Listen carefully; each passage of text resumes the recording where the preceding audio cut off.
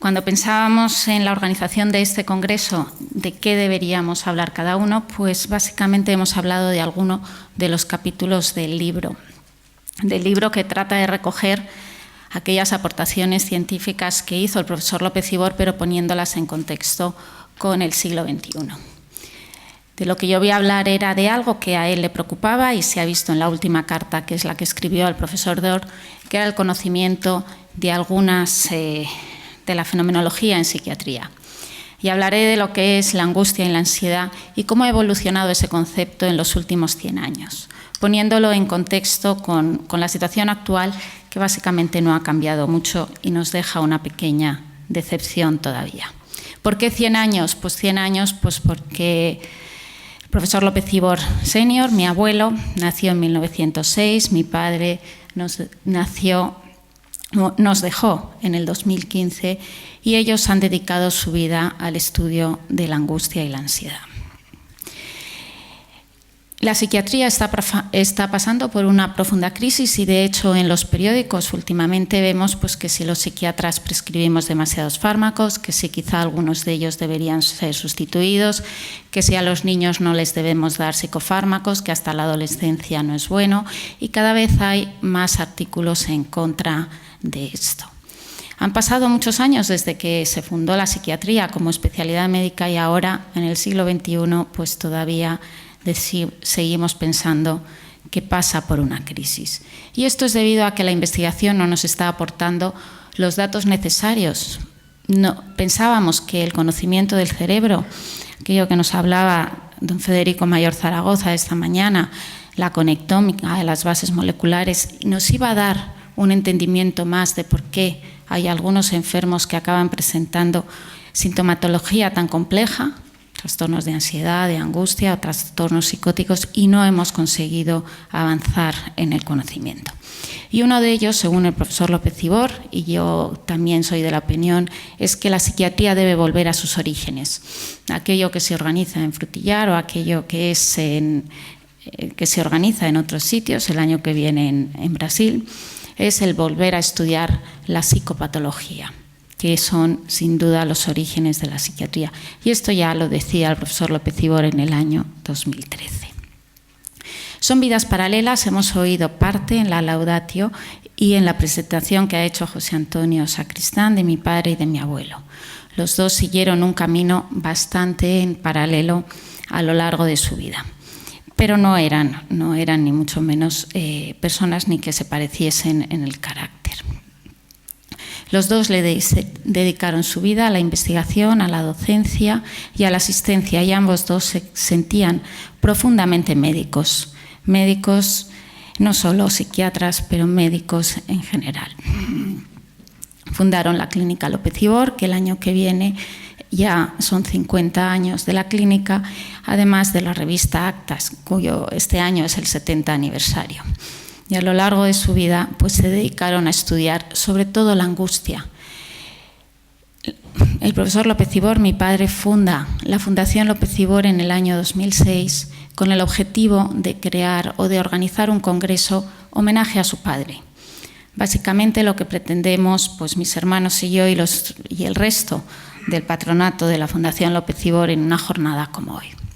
Y el tema escogido por mi padre para ese congreso, que se celebró en Madrid y fue un congreso auspiciado por la Asociación Mundial de Psiquiatría, fue la angustia en la psiquiatría.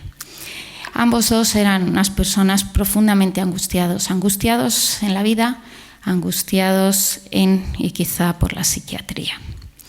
El profesor López Ibor Senior, mi abuelo, describía la angustia como el gran tema de la filosofía y de la literatura contemporánea. Decía que la existencia humana cursa entre el nacimiento y la muerte, y esos son sus límites naturales. La existencia del ser humano es un haz luminoso recortado sobre la nada. Este estar envuelto en la nada constituye la experiencia fundamental del ser humano, y a eso es a lo que nosotros llamamos angustia. La angustia, por lo tanto, es un sentimiento de vida alterado, como la tristeza de aquellos que padecen melancolía. Es un sentimiento que nos hace presentir la nada.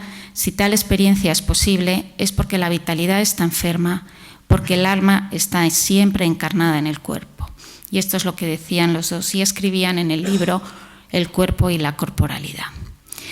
En un trabajo que publicamos el profesor López Ibor y yo en el año 2006, nos costó mucho publicarlo, y la publicación se la debemos a que uno de los editores de la revista, el profesor Aquiscal, que también es miembro del patronato de la Fundación y hoy no nos ha podido acompañar, insistió en que era un buen artículo que merecía ser publicado en el Journal of Affective Disorders.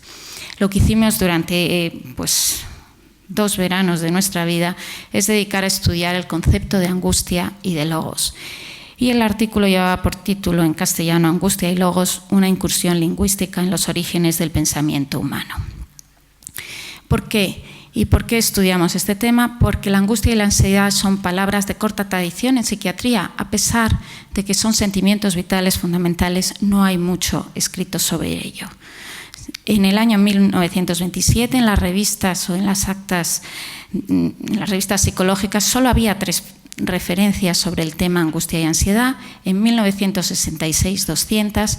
En PubMed, en el año 2008, que es cuando nosotros mandamos el artículo para que fuese valorado por los revisores, había 100.000 referencias a la palabra angustia y 75.000 a la palabra 100.000 a la palabra ansiedad y 75.000 a la palabra angustia.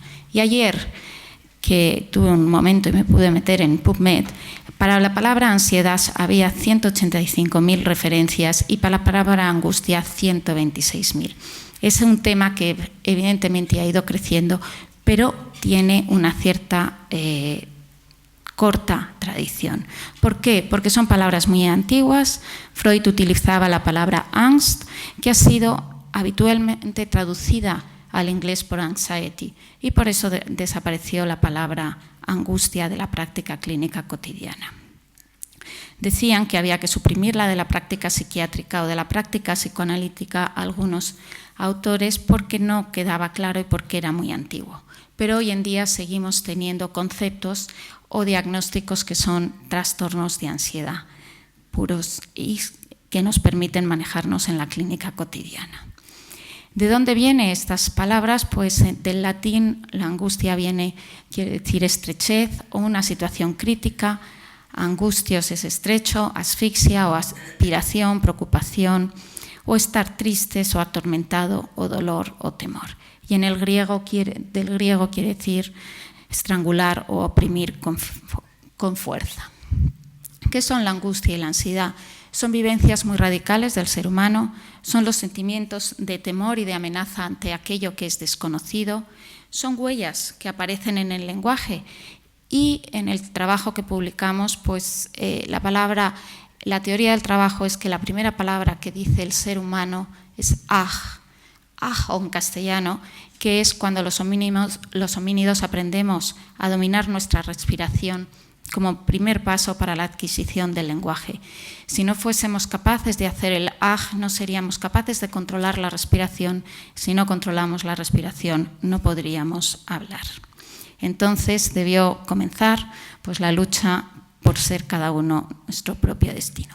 En ese trabajo nos dedicamos a revisar diccionarios de todas partes del mundo, diccionarios ingleses. Mi padre revisaba los franceses, lengua que yo no domino, diccionarios de todas las lenguas y todos los que pudimos encontrar en nuestras manos. Y como les decía, en el trabajo, Ángel es la primera palabra que el niño aprende a decir. Muchas veces cuando nosotros tenemos un dolor decimos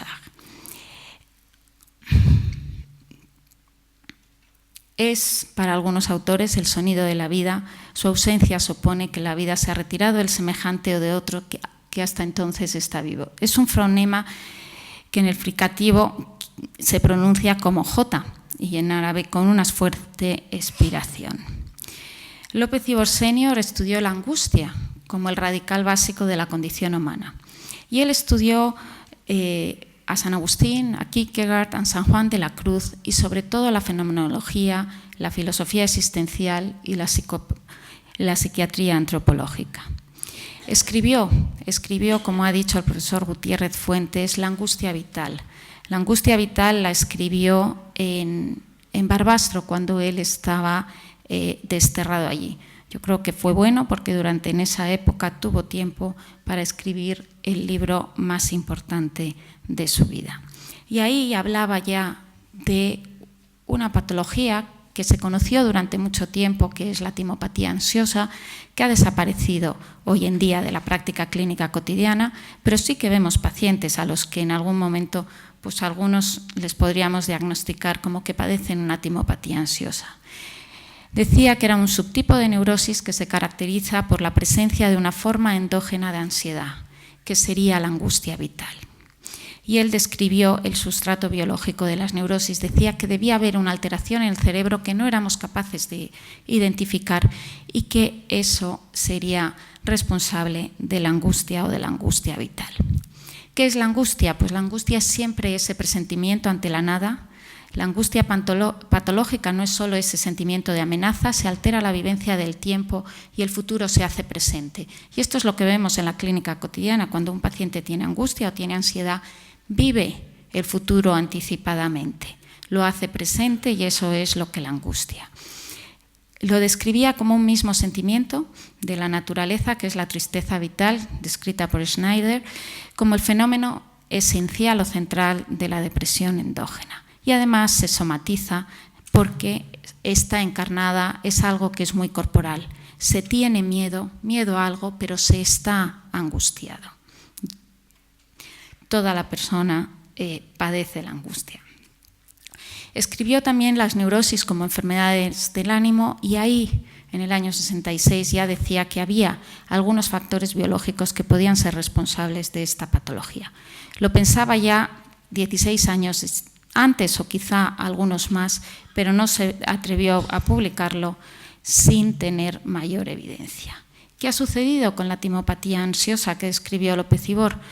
Pues yo siempre cuento esta historia, que es la historia de Pankejeff. Pankejeff era un paciente que era ruso, de origen ruso, que había sido tratado por varios psiquiatras a lo largo de su vida.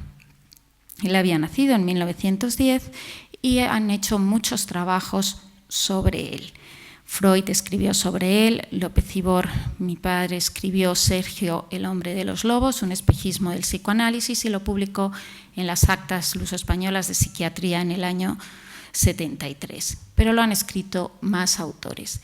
Y le llamaban el hombre de los lobos porque cuando le decían que pintase una figura de árbol, que lo hacemos muchas veces a nuestros pacientes para ver si tiene un trauma o cómo pinta la ansiedad o la angustia, Sergei Pankejeff pintaba estos lobos en las ramas de los árboles.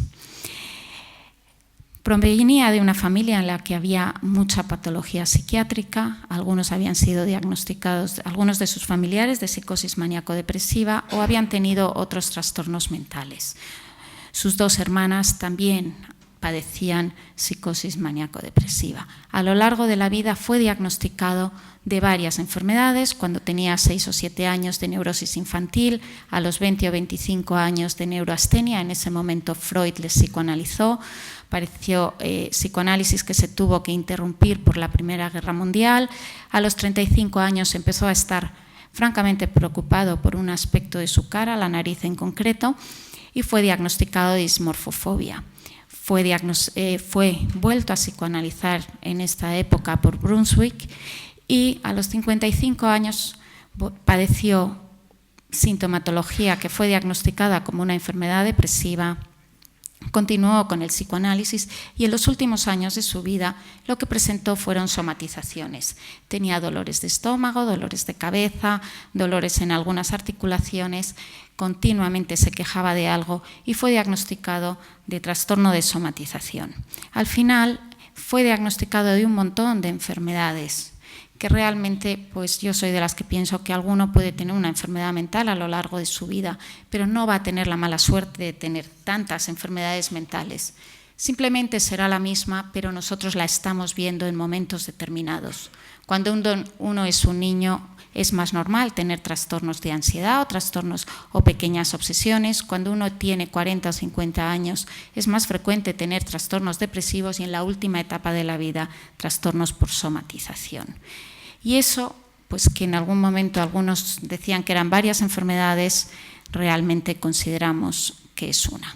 Sobre este trabajo, y por eso les presento ese trabajo, se hizo una tesis doctoral, la tesis del doctor Gabriel Rubio, que estudió qué era lo que había sucedido con aquello que López Ibor Senior había diagnosticado de timopatía ansiosa y qué habían sucedido con estos pacientes, y los revisó en varios momentos de su vida. Consiguió contactar con muchos de ellos y vio de qué habían sido diagnosticados. Ellos habían acudido a la consulta, algunos eran muy jóvenes, otros no tanto, pero trató de ver qué habían pasado después de 20 años. Pues lo mismo que en el hombre de los lobos, muchos de ellos diagnosticados de timopatía ansiosa por mi abuelo, a la edad última de su vida tenían trastornos de somatización o trastornos de ansiedad generalizada si utilizamos los criterios que utilizamos actualmente, la CIE-10 o el DSM-5, para clasificarlos. Y las conclusiones que podemos sacar es que la ansiedad es algo que aparece entre los 20 y los 30 años, la depresión entre los 40 y los 50 y las somatizaciones a partir de entonces, pero es la misma enfermedad, lo que lo vemos en momentos evolutivos diferentes. Y habría que volver a pensar qué es lo que sucedía. Para López Ibor Senior hacía una clasificación básica o sencilla de lo que eran el espectro de los trastornos del humor. Las neurosis se caracterizarían fenomenológicamente por padecer, los pacientes que presentan un trastorno neurótico, angustia vital.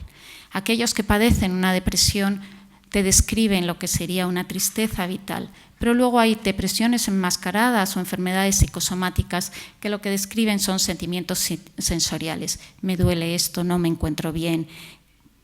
Y serían pues depresiones enmascaradas, que fue el objeto del título de la tesis de López Ibor, mi padre, en el año 66. La angustia y la ansiedad, ¿qué es lo que ha sucedido en el siglo XXI? ¿Qué es lo que son? Pues, ¿qué es la ansiedad? La ansiedad es un radical básico del ser humano, es algo con lo que no podemos vivir, es un sentimiento normal, pero en algún momento se vuelve patológico. La ansiedad es un sentimiento, también es un síntoma que aparece en muchas enfermedades, no solo psiquiátricas, aparece en enfermedades del tiroides, por ejemplo, o en enfermedades oncológicas, o simplemente por el mero hecho de enfermar uno tiene síntomas de ansiedad, pero también es un trastorno en sí mismo. Si estudiamos por qué se produce, pues hay una interacción compleja entre el sistema límbico, la corteza prefrontal, la corteza temporal. Y esto hace que muchas veces no sea fácil o no llegamos a entender dónde está la ansiedad o dónde deberíamos clasificarla actualmente en el siglo XXI. Porque los criterios que utilizamos para clasificar los trastornos mentales dependen de los síntomas que están presentes o ausentes en un momento determinado, de si existen o no anomalías cerebrales, del curso de la enfermedad o de aquello que ha producido la enfermedad. Y la historia natural de las enfermedades, porque a esto muchas veces se nos olvida, y muchos de los trabajos científicos lo que estudia es la enfermedad en un momento determinado, pero no la historia natural a lo largo de la vida, porque realmente son los estudios más difíciles de hacer. En las clasificaciones actuales, todo lo que antes se llamaba neurosis son trastornos de ansiedad, porque la palabra neurosis está muy contaminada por el psicoanálisis. En la CIE-10 pues hay varios capítulos dedicados a trastornos de ansiedad. Están los trastornos del humor y en el capítulo 4, trastornos neuróticos secundarios a situaciones de estrés o a situaciones somatomorfos. Y hay varios, esto lo pasaré rápido, en los que aparecen las palabras o los síntomas de ansiedad. Aquí lo van viendo. Incluso el trastorno obsesivo-compulsivo es considerado en la clasificación que seguimos manejando, en la clasificación que viene de la Organización Mundial de la Salud, como un trastorno de ansiedad. DSM-5, que surgió en el 2013, mi padre fue bastante crítico con él. La ansiedad la clasifican en varios capítulos, en capítulos diferentes, y hay un montón de enfermedades que son consideradas trastornos de ansiedad. como vemos aquí, y en cambio el trastorno obsesivo-compulsivo sale fuera teniendo un capítulo independiente, en el que se incluyen también otros aspectos similares, otras patologías que padecen, que tienen síntomas parecidos al trastorno obsesivo-compulsivo, como la dismorfofobia o incluso el síndrome de Diógenes.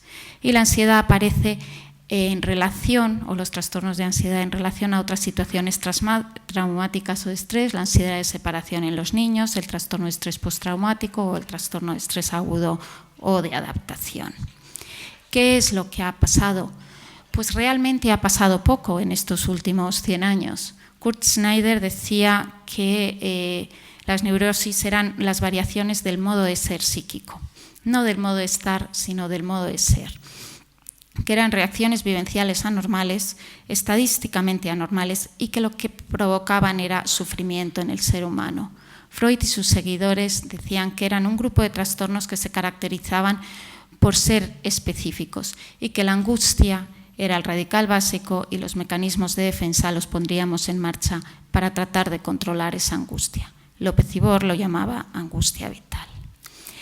Kraepelin ya nos decía en 1920 que el método que estábamos aplicando para distinguir qué era normal y qué no era normal, cuando esa ansiedad dejaba de ser normal y se convertía en patológica, no estaba dando los resultados esperados.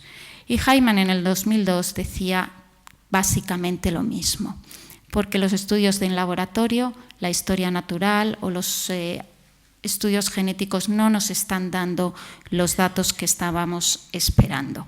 Por eso yo creo que simposios como hoy, al final de la jornada, algo aprenderemos. Las clasificaciones son insuficientes porque los errores diagnósticos son frecuentes y porque no reflejan la realidad clínica que hay. El 50% de los criterios de los diagnósticos que ponemos los psiquiatras al final es no especificado. No somos capaces de poner la clasificación correcta, porque son clasificaciones basadas en las manifestaciones clínicas presentes, son fiables, pero no tienen una validez estadística clara. Y este era uno de los temas que le preocupaba al profesor López Ibor. Publicó conmigo un artículo que se llamaba La investigación en psiquiatría entre Sísifos y Peter, que era, pues describía el método se llamaba así porque hablaba de la alegoría de Sísifos, que no hacía más que empujar una roca cuesta arriba y nunca llegaba, volvía a bajar la roca y se pasó la vida tratando de subir una roca hacia arriba. Y son trabajos que publicamos justo antes de que saliese el DSM-5. En definitiva, y terminando, pues falta un concepto de enfermedad mental clara, útil, que nos sirva para la práctica de psiquiatría, que sirva para que la apliquemos en la gestión sanitaria, que cuando diagnostiquemos enfermedades pues podamos hacer estudios epidemiológicos, que sirva para resolver aquellos problemas legales que nos plantean nuestros pacientes, que sirva para promover el bienestar individual. Y esa decepción viene porque las nuevas clasificaciones no incluyen la patogenia, no describen endofenotipos intermedios, y porque se retrasan y no incluyen aquellos datos científicos porque no los ha habido. La CIE-11 no es una prioridad, quizá porque carezca de un líder, decía el profesor López Ibor. Del CIE-10 fue Norman Sartorius, otro de los autores de uno de los capítulos del libro que se presentará esta tarde. Y ya para terminar y no aburrirles más, pues terminaré con algo que él decía en la Declaración de Madrid, cuando organizó el Congreso de Psiquiatría en el año 66, el Congreso de la Asociación Mundial de Psiquiatría aquí en Madrid, se hizo una declaración que sigue estando vigente, que se llama la Declaración de Madrid y que dice que la psiquiatría es una disciplina médica que debe tratar de conseguir pues, el mejor tratamiento para aquellos que sufren una enfermedad mental, que debemos insistir en la rehabilitación de aquellos individuos que han sufrido una enfermedad mental y que debemos dedicarle más tiempo a la promoción o a la detección precoz de estas enfermedades. Que los psiquiatras debemos servir a los pacientes dándoles el mejor tratamiento, la mejor terapia posible, aceptando las bases científicas y los principios éticos. Muchas gracias.